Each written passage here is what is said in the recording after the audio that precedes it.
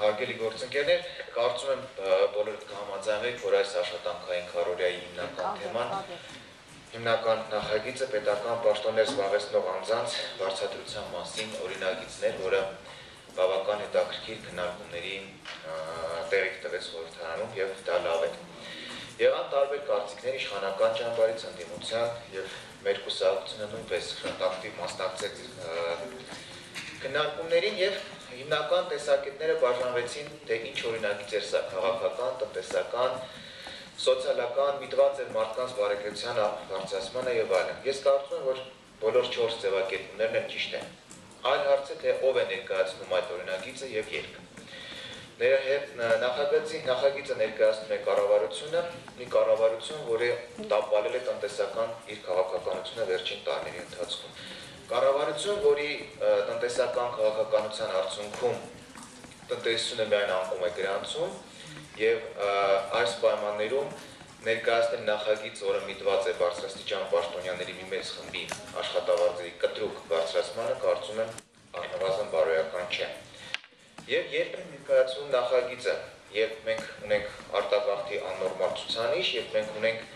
բառից բունի իմաստով կիսասոված սոցիալական շերտեր, ուսուցիչներ, բժիշկներ, դասախոսներ, գիտնականներ, գյուղացիներ, երբ մեր սահմանամերձ գյուղերում բառից բունի իմաստով չքավորություն է եւ մարդիկ ուղղակի 5000 դրամ չունեն օրվա հացի կամ երեխայի բուժման համար, այս պայմաններում գնալ քաղաքական էլիտայի աշխատավարձերի բարձրացմանը կարծում եմ խիստ անտեսանելի է։ Ես մի բան ավելացնեմ, իշխանական իշխող ուժի ազդեցիկ պատգամավորներից մեկը մի ձևակերպում դրեց, թե սա պետության իմիջի խնդիր է։ Այսինքն ես չեմ կարծում, որ պետության իմիջը պայմանավորում է պետական պաշտոնյաների բարձր աշխատավարձով։ Գիտեք, պետության իմիջը այսօր ցավոք սրտի պայմանավորում է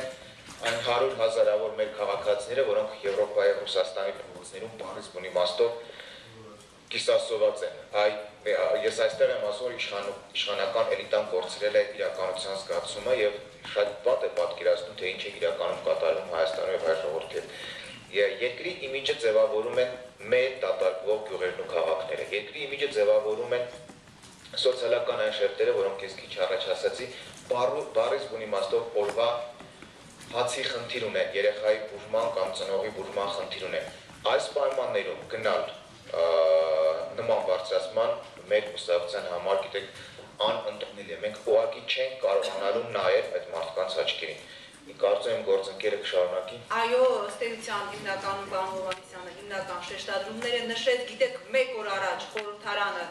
առաջին ընթերցման մեծամասնությունը կողմ է քվեարկում Հայաստանի Հանրապետության գործազուրկներին ընդամենը 18,000 դրամ նպաստից զրկելով, բերելով անհեթեթագույն պատճառաբանություններ, թե մենք պիտի չսովորեցնենք ժողովրդին նպաստ ստանալու հոգեբանության, այլ պիտի այդ գումարներով նրանց մասնագետ դարձնենք, երբ որ դա ուղղակի բացահայտ դեմագոգիա եւ պոպուլիզմ է, բոլորիս համար հայտնի է, որ Հայաստանում կան հրաշալի մասնագետներ, գիտության տեխնացուներ, դոկտորներ, պրոֆեսորներ այսօր շուկաներում զբաղված են մանրածախ առևտրով։ Խնդիրը ոչ թե պրոֆեսիոնալ որակյալ մասնագետի բացակայությունն է, խնդիրը այս խայտարակ, աղետալի սոցիալ-տնտեսական քաղաքականության արդյունքում երկիրը բերված է այն վիճակի, որ չկա ուղղակի աշխատատեղ, երբ որ այս ֆոնին դու քաղաքացուն զրկում ես 18,000 դրամից եւ բարձրացնում ես քաղաքական էլիտայի աշխատավարձը, այո, մենք չենք կարողանալու նայել այդ մարդկանց աչքերին եւ դա պոպուլիզմ չէ, ինչպես երեք մեր որոշ գործընկերներ փորձում էին հիմնավորել, որ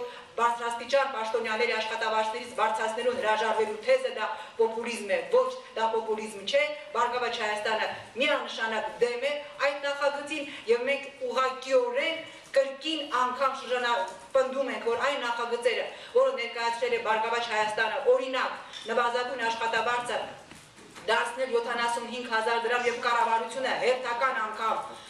որևէ լուրջ հիմնավորում չներկայացնելով մերժել է նախագիծը, մենք կրկին պնդելու ենք այդ նախագիծը դնել ենք շրջանառության մեջ։ Բազմաթիվ նախագծեր, որոնք ուղղված էին փոքր եւ միջին ձեռներեցության աջակցությանը, որոնք կրկին նույն copy-paste մտքերով առանց որևէ էական լուրջ հիմնավորման մերժվել են, դրանք նորից մենք դնելու ենք շրջանառության մեջ եւ պետք չէ մանկական թեզեր դնել շրջանառության մեջ, որ մենք պետք է ոչ թե ձուխ տանք քաղաքացուն, այլ կարդ տանք որ նա այդ ձուկը բռնի քաղաքացին այսօր ուղղակիորեն մատնված է սովի եւ սրա պատասխանատուները ուղղակիորեն խոչընդոտում են բոլոր այն նախագծերը, որոնք միտված են երկրում տնտեսության ողնաշարը ուղղելու